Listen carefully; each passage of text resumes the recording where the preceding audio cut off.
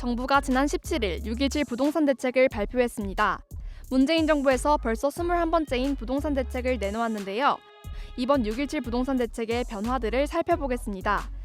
첫째, 최근 풍선 효과가 나타난 지역을 대상으로 규제 지역을 확대 지정하기로 했습니다.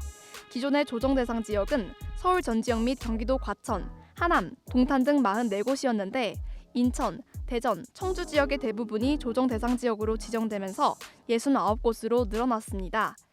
투기 과열지구는 기존 31곳에서 경기 10개 지역, 인천 3개 지역, 대전 4개 지역을 포함해 48곳으로 늘어났습니다.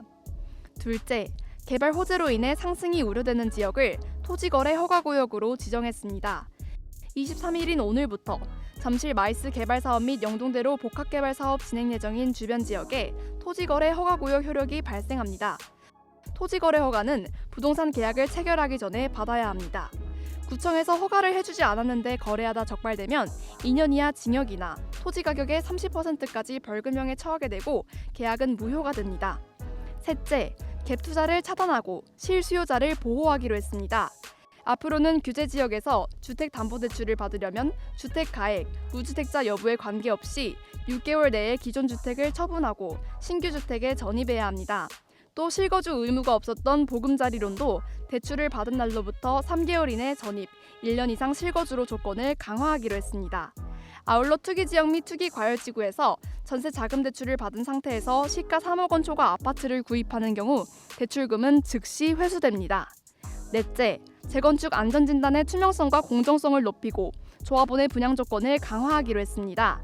안전진단 보고서를 부실하게 작성할 경우 과태료 2천만 원, 허위 부실 작성이 적발되면 1년간 안전진단 입찰을 제한합니다. 또 수도권 투기 과열지구의 재건축에서는 조합원 분양 신청 시점까지 2년 이상 거주한 조합원에게만 분양 신청을 허용하기로 했습니다. 조합원 거주 요건은 관련 법 개정 이후 최초 조합 설립인가 신청 사업부터 적용할 예정입니다. 다섯째, 법인을 활용한 투기 수요를 근절하기로 했습니다. 규제 지역과 비규제 지역 상관없이 모든 주택 매매 및 임대 사업자에 대한 주택담보대출을 금지하며 법인 소유주택의 경우 종부세 계산 시 공제금액 6억 원을 적용하지 않고 종부세 최고 세율인 3에서 4%를 적용하게 됩니다. 또 법인이 임대주택을 등록할 경우 개인과 같이 종부세 합산과세를 실시하기로 했습니다. 법인이 취득한 주택을 양도할 경우 양도소득 추가과세 세율을 현행 10%에서 20%로 인상하고 장기 등록 임대주택도 추가세율을 적용하게 됩니다. 풍선 효과가 지속적으로 나타나는 부동산 시장. 정부의 정책이 상승하는 집값을 잡을 수 있을까요? 무주택자가 마음 놓고 편하게 집을 구매할 수 있게 될 그 날을 기대해 봅니다.